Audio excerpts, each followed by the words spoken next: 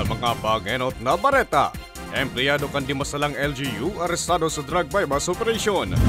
Misis pinagtataga agad ni Mr. Huli sa SIM card. Inireklamong malditang empleyado kan RSU Daraga, sinikada na. Badil Granada sin droga, nakumpiskar sa sarong wanted sa Katayngan, Masbate. Asin, 20 kandidata sa Daragang Magayon 2024 pinabisto na.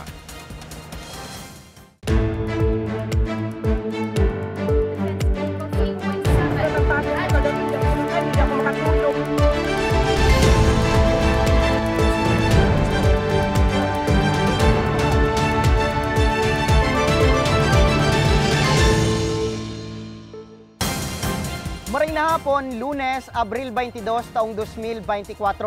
Uni na mga istoryang Tatak Bicol. Madadugma ng mga istoryang ini sa 88.7 Radyo Ragon Catanduanes at si 90.7 Radyo Ragon Legazpi. Sa detalyes, empleyado kang Dimasalang LGU, arestado sa drug bypass operation. May report si May Arango. Arestado ang sarong empleyado kang LGU Dimasalang huli sa pagpapalakop subot ng ilegal na droga. Binisto ni Police Major Joseph Laurio Hepe kang Katayngan Municipal Police Station ng sospek na residente kang Barangay Poblasyon Dimasalang, Masbate. Naaresto ang sospek sa pigkondusir na drug bypass operation kang otoridad sa Barangay Gahit, Katayngan, Masbate. Alas 7 nin aga kan nakaaging Webes, Abril 18. Nakuha sa posisyon kan sospek ang 14 gramo ng illegal na droga na nagkakantidad ni 95,000 pesos.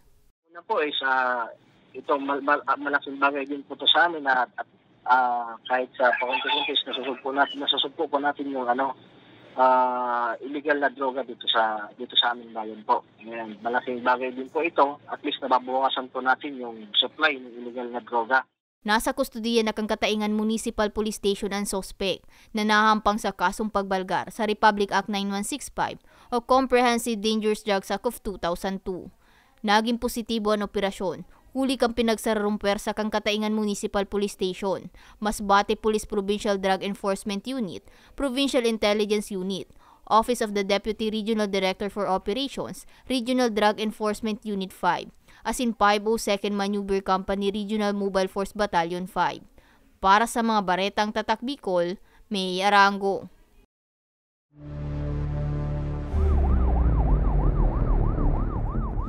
Mrs. Pinagtataga kang sa iyang mister sa Buhi, Camarines Sur. Huli sa iwal sa SIM card. Nagbabalik si May Arango.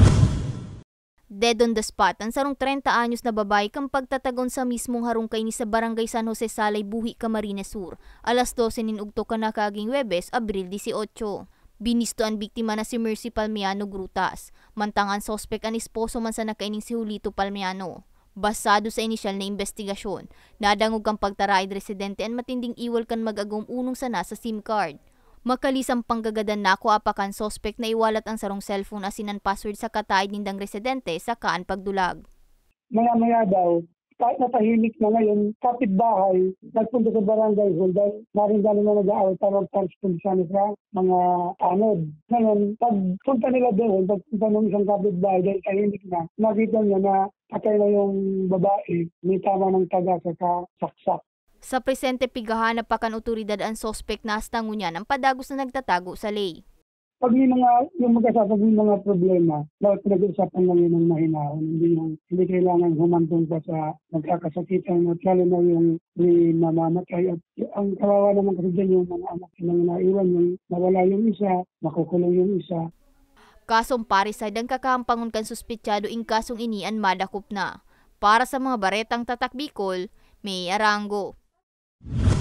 Empleyado kang Daraga Rural Health Unit na inireklamo huli sa pagmamaldita. Dagos ng hinali sa trabaho. May report si Jennifer Pulinar. Sinikada na sa trabaho ang sarong empleyado kan Daraga Rural Health Unit na ipigreklamo kan sarong magorang kan nakalihis na simana huli sa subuot maraot na pag-uugali. Iniyan kinumpirmar ni Daraga Mayor Carlwin Baldo. Sigun sa alkalde, tulos niyang pinaimbestigaran ng insidente asin napag-araman na dati nang may mga reklamo nin pag-aaborido asin pagmamalditaan na sambit na empleyado. Pagduduon kan opisyal, dai niya itotolerar ang mga siring na aktwasyon kaya hinali niya na sa trabaho ang pigreklamong empleyado. Sabi ko nga flagship program ko ang health, nangyari dyan, and bako lang yan. nasa frontline ba kayo? Sabi ko, nasa serbisyo publiko kita. Di kita po pwedeng araw ka na attitude. Gusto tangani, mas ma-improve pa ang serbisyo kan LGU Daraga sa mga Daragenyos. Sa Facebook post na ini, mababasa ang kulugbuot kan 27 anyos ni si Camille kan Barangay Mabini sa nasambit na empleyado. Sabi niya, darakan pagkadismaya, na i-post niyan sa iyang maraot na eksperyensya. Kung ano so inabot nyo nga yung paper nga didi, papel, iyon na po yan. Alam to yung maapod man sa nangaya ka mo, sabi niya. Di na kami nagotro, ma'am. Syempre, so ano niya, kumbaga iba na sa tono, jawa si say man na tao, tayo na mautrong mag-apot. Takukurabon ka na din. Tayo pa masutono niya. Narinig ko po na yung matatanda doon.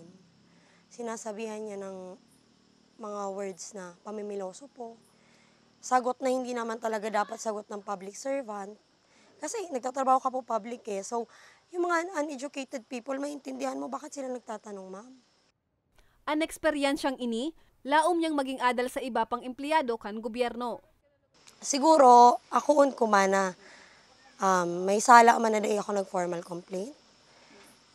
Pero, thankful pa rin po ako na ginibo ko yan to, ma'am. Tapos nakapag-voice out po sinda na, nakapag-comment sinda sa post ko, nasabi ninda so hinanakit ninda. Kay Mayor po, thank you so much, Mayor Awin Baldo, kasi po, solusyonan nyo agad sa issue. Tigdungog nyo man po so tao. Katakod ka ini, siniguro kan RHU Daraga na mas magiging marayan sa indang itataong serbisyo sa publiko. Naglagay kami ng panibagong staff na na would sa tingin namin would properly handle mga clients better. Yung approach na we are treating these clients not according to status, pero dapat pantay-pantay. Para sa mga baretang tatak Bicol, Jennifer Pulinar. Piling paraoma sa Camarines Sur, natawan ng cash assistance asin mga makinarya hali sa DA Bicol. Nagbabalik si Jennifer Pulinar. Ngani padagos na masuportahan ang mga paraoma sa rehiyon na naonin mga bagong makinarya asin cash assistance ang Department of Agriculture sa piling paraoma sa Camarines Sur kan nakaaging simana. Total na 75.3 million pesos na agri-interventions ang naideliver kan departamento sa nasambit na probinsya. Kung sa in 2,128 na rice farmers, ang natawan ng tigpa 5,000 pesos na financial assistance. Kasabay kaini, nag-turnover man ang DA Philippine Center for Post-Harvest Development and Mechanization nin 28 unit nin 4-wheel drive tractors na nagkakantidad nin 64.39 million pesos sa iraram kan Rice Competitiveness Enhancement Fund para sa 26 na kooperatiba asin asosasyon asin duwang LGU hali sa 5 distrito kan probinsya. Sigun sa tagapagtaram kan DA Bicol na si Lobelia Guarin, laom ninda sa ahensya na mapangatamanan kan sa indang mga benepisyaryo ang mga makinarya. Sa siring kayang paagi, mas halawig ang idadara kaining katabangan sa mga paraoma. Nagsasaya yung mga farmers na nakatanggap, lalo yung cash assistance kasi magagamit na daw nila sa pambili ng mga kadagdagang fertilizer and mga medisina sa pakahan nila. And syempre yung mga itong machinery na halos 2.3 million ay malaking improvement sa association, mas mapapadali yung mga farm works and mas mapapalaki yung mga area na makukultivate. Nangenot sa ginibong awarding and distribution ceremony sa Fuerte Camsur Sports Complex sa Pili, Camarines Sur, si DA Secretary Francisco Chu Laurel Jr., Undersecretary Rice Industry Development Program Christopher Morales, PhilMec Director Junicio Alvindia, Senate Committee on Agriculture and Food Representative Hilda Pasis, DA Regional Executive Director Rodel Tornilla, OYC Regional Technical Director Dr. Marie Grace Rodriguez, DA Bicol Agribusiness and Marketing Assistance Division Chief Adeline Losa, Representative Luis Raymond Villapuerte asin iba pang opisyal kan Department of Agriculture, provincial asin local government unit.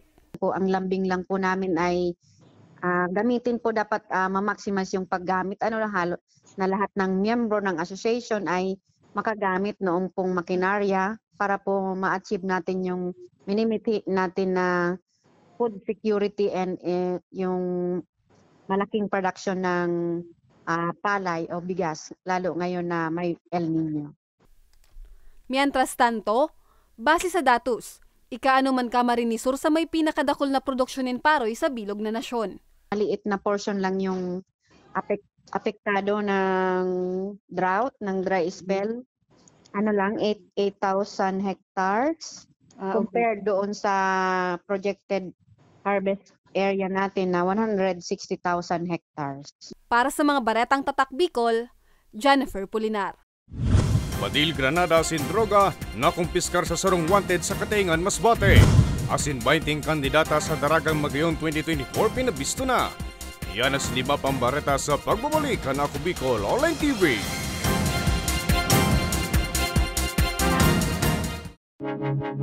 Tucked away in the province of Albay, known for its perfectly shaped Mayon volcano, Misibis Bay Resort, a locally owned 5-hectare private island resort. The resort is ready for all those looking to balance tranquility and adventure. This tropical destination is where guests can either choose to relax under the palm trees or have an adventure under the sun. It features modern and luxurious rooms and villas, recreational facilities, and sophisticated services.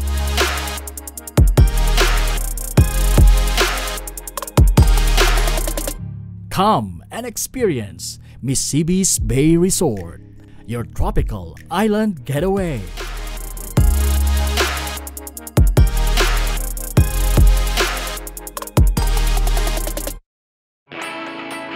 Naghahanap ka ba ng trabaho? Marunong ka bang mag-shoot ng video? Mag-edit?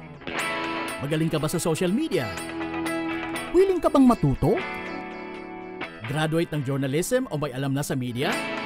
Apply na dahil naghahanap kami ng videographers para sa Camarines Norte, Sorsogon, Camarines Sur, Catanduanes at Masbate.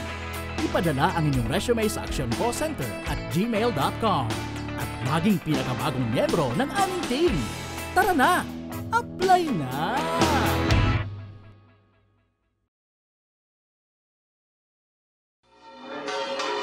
Sa tahaw kan pandemya, sa ibong kan mapuusog na bagyo, asin pag-alboruto kan bulkan, nung kanya kitang pinabayaan, sa panahon manin pagtios o kaugmahan, an mapagpadabang manto ni Inang Peña Francia, danay tang namamatean. Siring man, kan sa tuyang sa diring partido sa Kongreso, an Ako Bicol Party List, katabang na, kasurug pa. Ako Bicol!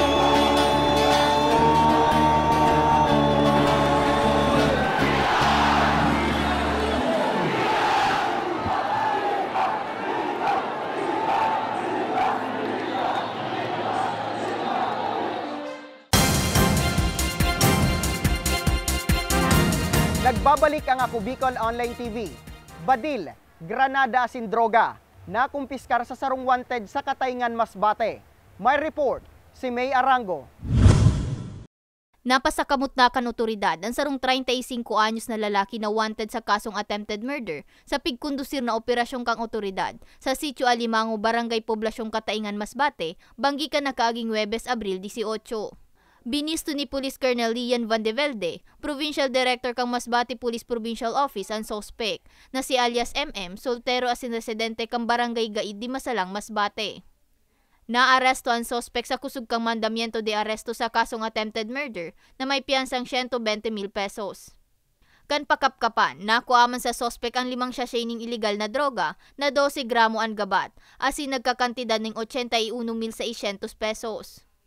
Apuera sa droga, nakuaman sa posisyon kan suspect ang sarong kalibre 45 badil na may kaibang magasin na kargado ng 2 bala, asin sarong hand grenade. It means na meron din siyang ginagawa na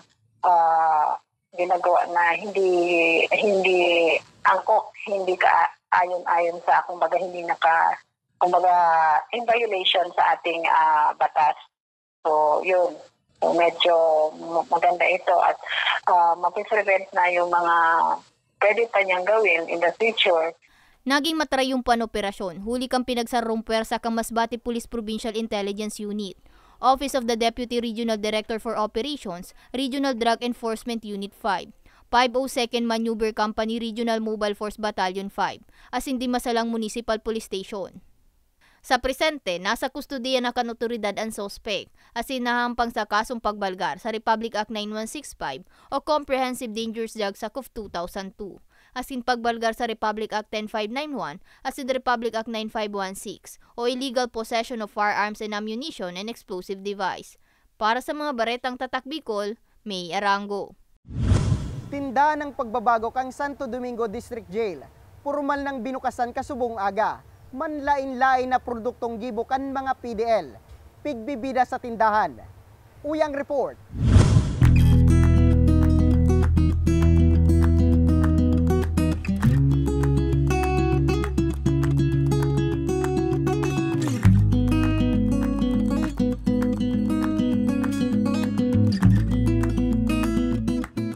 Manlain-lain na produkto ang pigbibida ngunyan sa tindahan ng pagbabago kang Santo Domingo District Jail sa Santo Domingo Albay.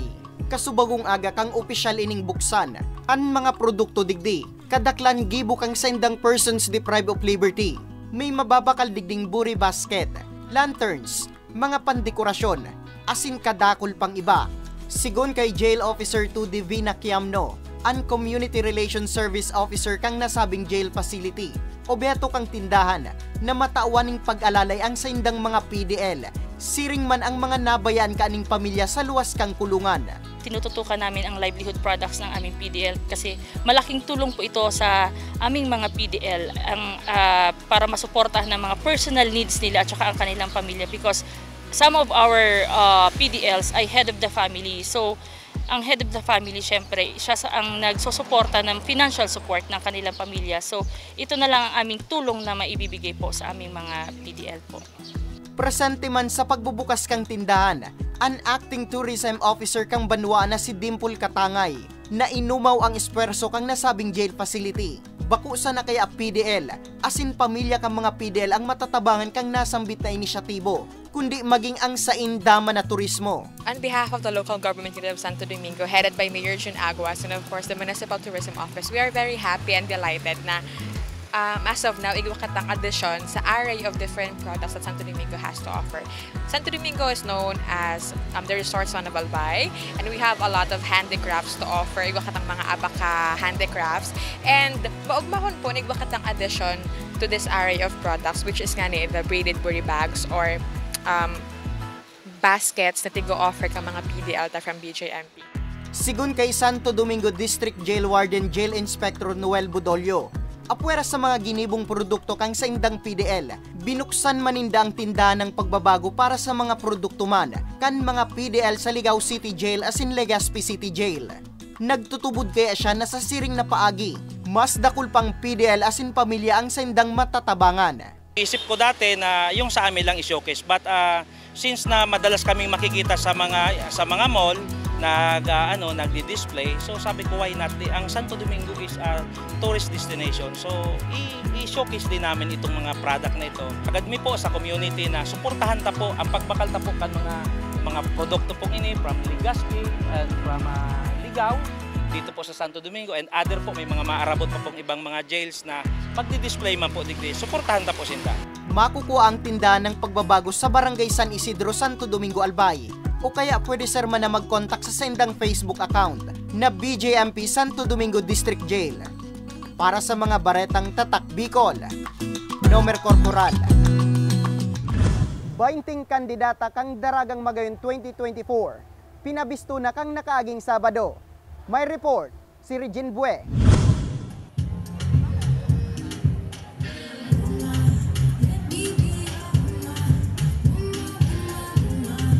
Magagayon asin talagang nagseseksihan ang 20 kandidata sa Daragang Magayon 2024. Kan nakaaging Sabado, kan formal sindang pinabisto sa publiko. Pero sa mga baguhan sa beauty pageant, ang 24 anyos na si Marga Joy Saison kan Banwa anin Libon Albay.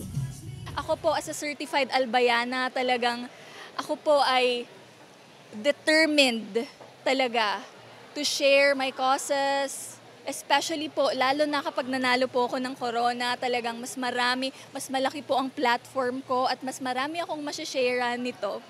Kabali man sa top 20 candidates, si Miss Kaugma 2023 as in Binibining Camarines Norte 2023, Iris Ignacio Oresca.